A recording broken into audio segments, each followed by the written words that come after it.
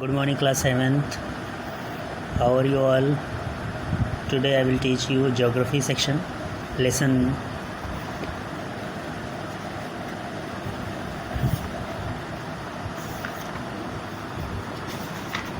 lesson 4. This one. Okay, our atmosphere. हमारा वातावरण के बारे में पढ़ेंगे, ठीक है। तो ध्यान से सुनिए सभी कुछ। ये आपको लास्ट ईयर भी पढ़ा चुका हूँ, राइट। तो आपको समझने में ज़्यादा मुश्किल नहीं आएगी। Our earth is surrounded by a layer of air. हमारा जो अर्थ है वो क्या है, एक लेयर से क्या है, पूरी तरह से कवर्ड है, ठीक है, जिसे हम एटमॉस्फेयर कहते हैं। इसके अंदर क्या होती है, इसके अंदर ऑक्सीजन है, ठीक है, जो एसेंशियल है ह्यूमन और एनिमल के लिए, ठीक है। और हम क्या करते हैं, ऑक्सीजन के बदले कार्बन डाइऑक्साइड को मतलब कि रिलीज़ करते हैं, और ये प्लांट के लिए काफ़ी महत्वपूर्ण होता है, उसके भोजन बनाने के लिए।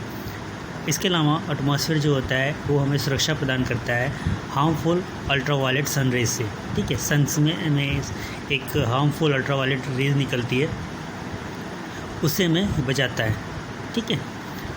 ये अल्ट्रावायलेट रेज आपको ओवन में भी मिल जाता है, माइक्रोवेव ओवन, ठीक है। उसमें माइक्रोवेव्स निकलती है जिसमें से अल्ट्रावायलेट भी रहती है, जो बैक्टीरिया फ्री भी करती है, और हम केक को बेक करने का काम करते हैं, ठीक है। यहाँ पे थिंक करने के लिए सोचिए, अगर अर्थ would get heat and light but during the day time out the earth would too much hot making the life impossible, and during night very cold condition would be a prevailing and making life impossible, ठीक है। यहाँ पे कह रहा है कि दिन में तो हम सूर्य की वजह से क्या होता है, हमारा जो टेम्परेचर होता है वो मेंटेन हो जाता है, ठीक है। नाइट में क्या होता है, नाइट में क्यों मेंटेन होता है अगर ये सन आ ही ना कभी, सन हमेशा के लिए सपोज करो कि है ही नहीं, तो हमारा जो अर्थ क्या होगा, पूरी तरह से ठंडा पड़ जाएगा, ठीक है। और जो जीवन हमारा पूरी तरह से असहनीय हो जाएगा, इम्पॉसिबल, असंभव हो जाएगा, ठीक है, बहुत ही ठंडा हो जाएगा। तो life is possible on the earth इसलिए हम कह सकते हैं बिना सन के हमारे अर्थ पे पॉसिबल लाइफ संभव ही नहीं है, ठीक है। इसलिए अर्थ जो है यूनिक प्लैनेट है, और आप भी जानते हो जो अर्थ जो प्लैनेट है वो क्या करता है, सन से लाइट और हीट हमेशा ग्रहण करता रहता है, ठीक है। आगे हम पढ़ेंगे एटमॉस्फेयर में कंपोजिशन, ठीक है। वातावरण के अंदर कौन कौन से घटक पाए जाते हैं। Atmosphere consist mainly 2 gases, nitrogen और ऑक्सीजन। नाइट्रोजन की परसेंटेज है हमारी, देखिए 78% है, और ऑक्सीजन की 21% है। इसके अलावा ऑर्गन गैसेस पाई जाती है, ठीक है। ये ऑर्गन गैसेस हमारे उसमें भी होती है, एसी के अंदर होता है, फ्रिज के अंदर होता है। अदर गैसेस पाई जाती है 0.27%, और कार्बन डाइऑक्साइड की जो मात्रा होती है वो 0.03% होती है, ठीक है। ये याद रखने वाली चीज़ है, नाइट्रोजन की 78% होती है, ऑक्सीजन की 21.1% होती है, ओके। तो इसके अलावा क्या होती है, कुछ हमारे ये डस्ट पार्टिकल्स भी होते हैं गैसेस के अलावा। Nitrogen essential for the plants. पौधे के लिए नाइट्रोजन बहुत ही महत्वपूर्ण होता है, क्योंकि ये प्लांट जो होते हैं डायरेक्टली एटमॉस्फेयर से नहीं ले पाते हैं। तो ये क्या होते हैं, इनके लिए स्पेशल कुछ बैक्टीरिया होते हैं, मिट्टी के अंदर पाए जाते हैं, जो इसको मतलब कि दूसरे फॉर्म में नाइट्रेट या नाइट्रस ऑक्साइड के फॉर्म में ये पौधों को प्रोवाइड कराते हैं, ठीक है। अगली क्लासेस में आपसे ये पढ़ोगे किस तरह से नाइट्रोजन किस तरह से पौधे ग्रहण करते हैं। नेक्स्ट है oxygen essential for human beings and animals. सभी को पता है ऑक्सीजन की बहुत ज़्यादा ज़रूरत होती है जानवरों को और इंसानों को, राइट। और उसके बदले में हम क्या करते हैं, exhale carbon dioxide, right. Carbon dioxide हम रिलीज़ करते हैं, और ये कार्बन डाइऑक्साइड पौधों के लिए बड़ा ही महत्वपूर्ण होता है।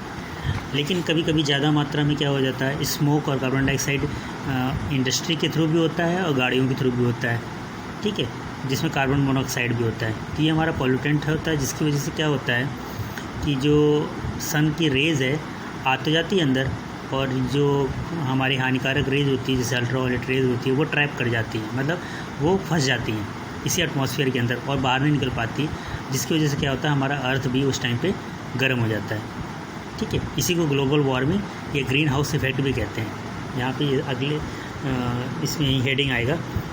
नेक्स्ट है लेयर ऑफ एटमॉस्फेयर, ये आपको पिछली क्लास में भी पढ़ा चुका हूँ। Gravitation pull the earth atmosphere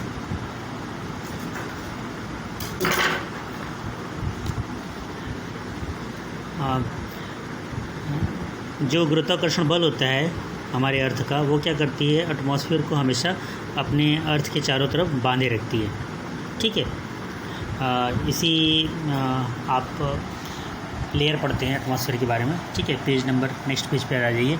तो यहाँ पे देखोगे, ये देखिए बना के रखा हुआ फिगर, ये जो फिगर है हमारा, ये अर्थ है। अर्थ के चारों तरफ जो लेयर होती है ये ट्रोपोस्फियर कहलाती है।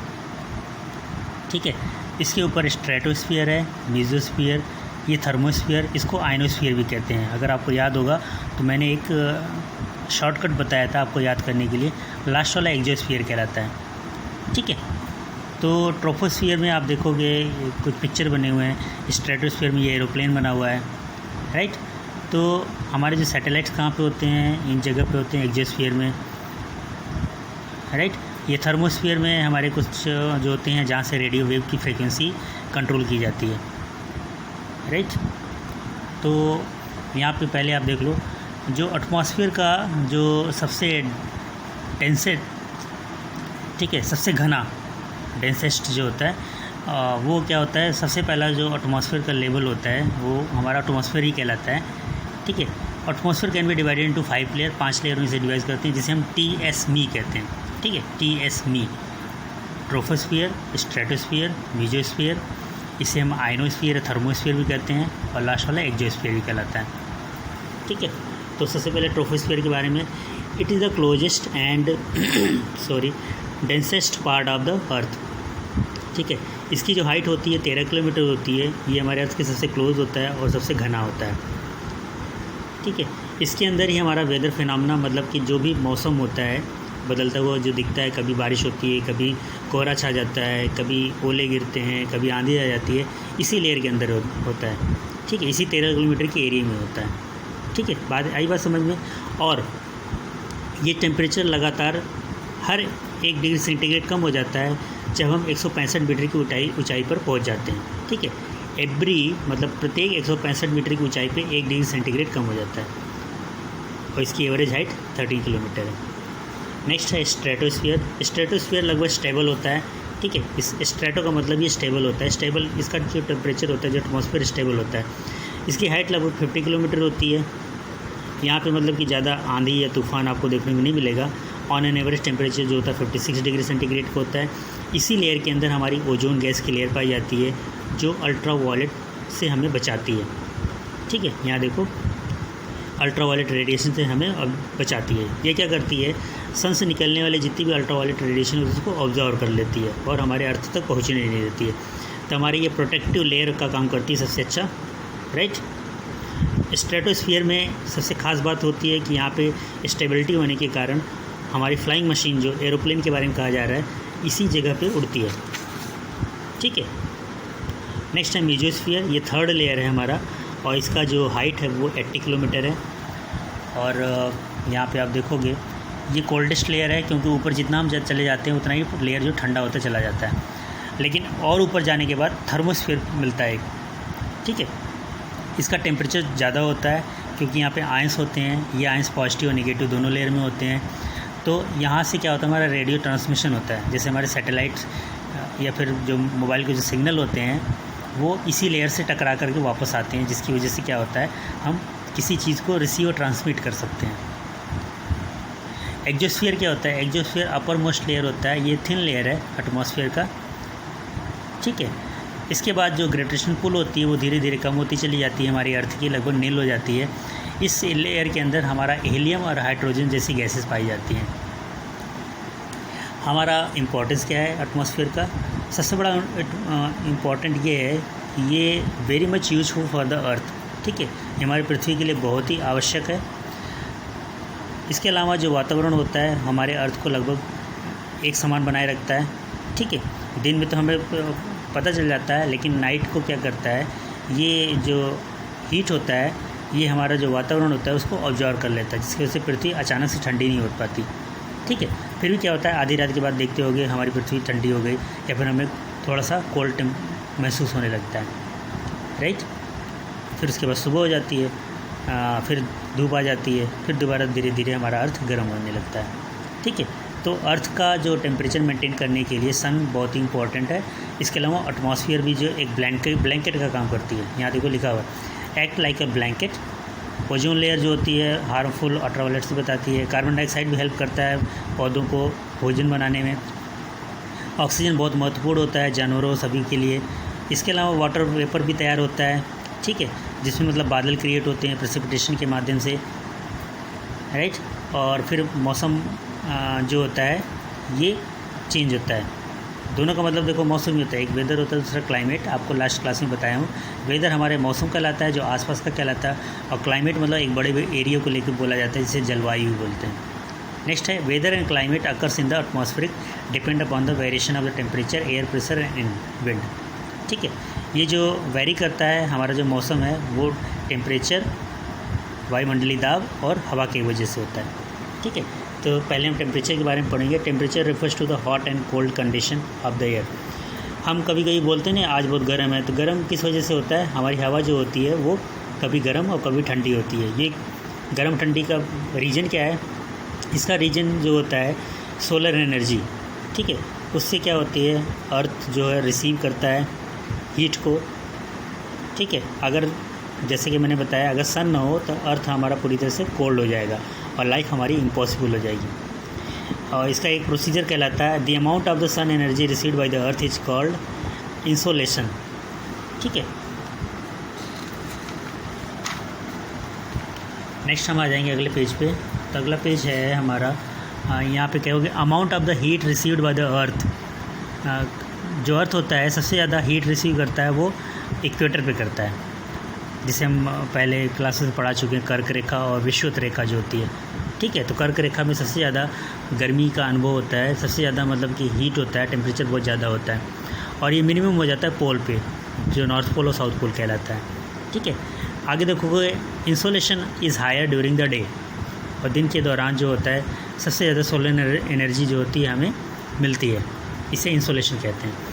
Temperature of any place depend upon its height, और जैसे कि मैंने टेम्परेचर जो होता है ये हाइट पर डिपेंड करता है। आप जैसे अभी मैदानों पे हो तो टेम्परेचर ज़्यादा होता है, लेकिन जब आप पहाड़ों पे जाते हो तो वहाँ पे एटमॉस्फेरिक प्रेशर क्या हो जाता है हाई हो जाता है और टेम्परेचर लो हो जाता है, ठीक है। ये साइंस में भी पढ़ते हो और यहाँ पर भी लिखा हुआ है आपके SST में। तो जैसे जैसे सी लेवल से हम ऊपर की तरफ चले जाते हैं तो टेम्परेचर हमारा कम होता चला जाता है। मॉडरेट टेम्परेचर किसे कहते हैं, मॉडरेट जो जलवायु होती है ये ना तो बहुत ज़्यादा गर्म होता है ना ही बहुत ठंडा होता है, ठीक है।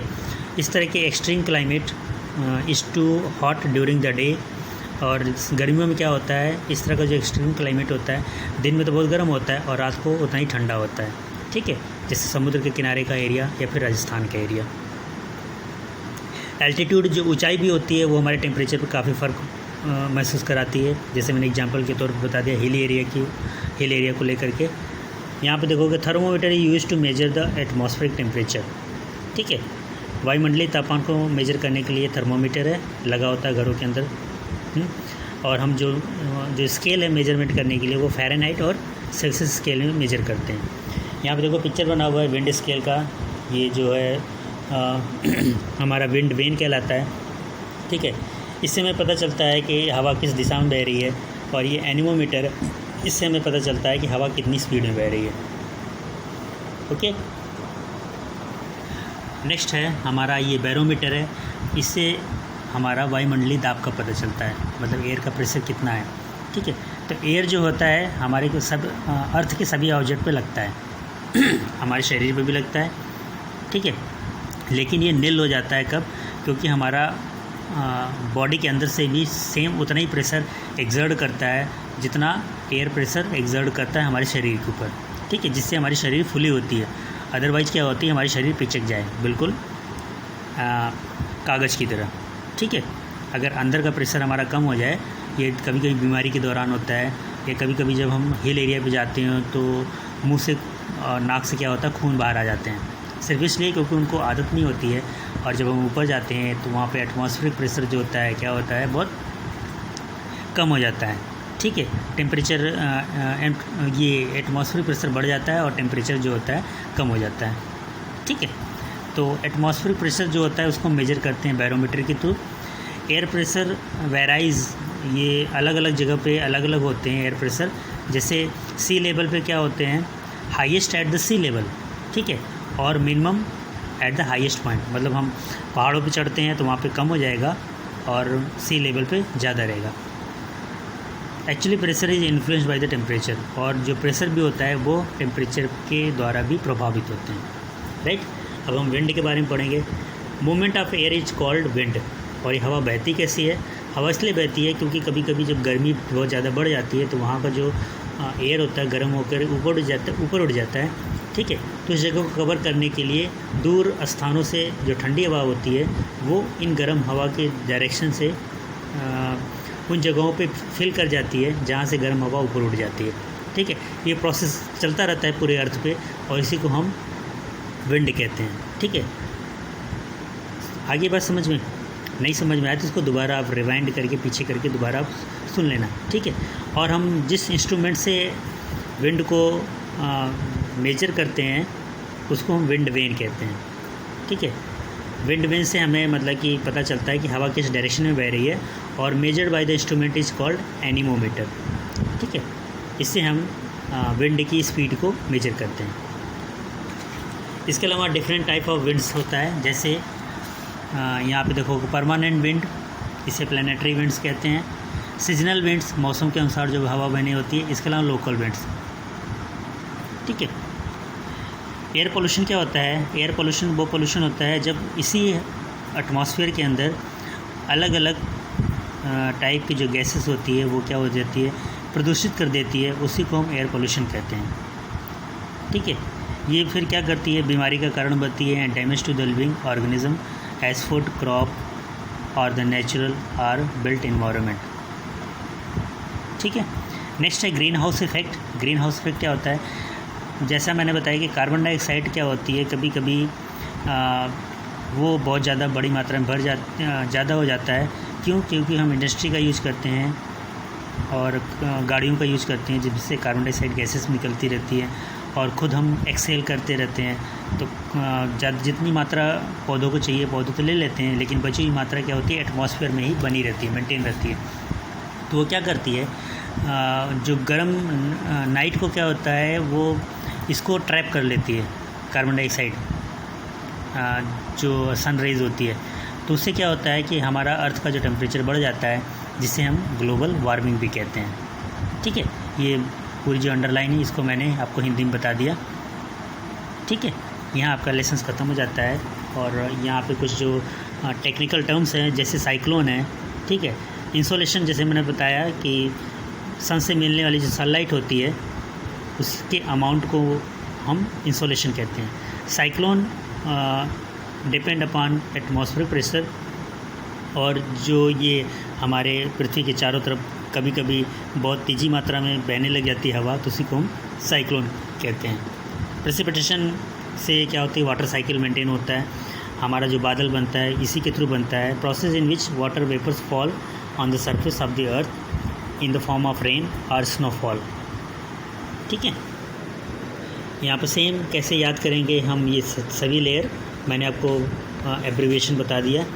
TSME मतलब TSMIE, ठीक है। ट्रोपोस्फीयर, स्ट्रेटोस्फीयर, मेसोस्फीयर, इसे हम आयनोस्फीयर और थर्मोस्फीयर भी बोलते हैं। बार बार आपको इंडिकेट कर रहा हूँ। और लास्ट वाला एक्सोस्फीयर कहलाता है, ठीक है।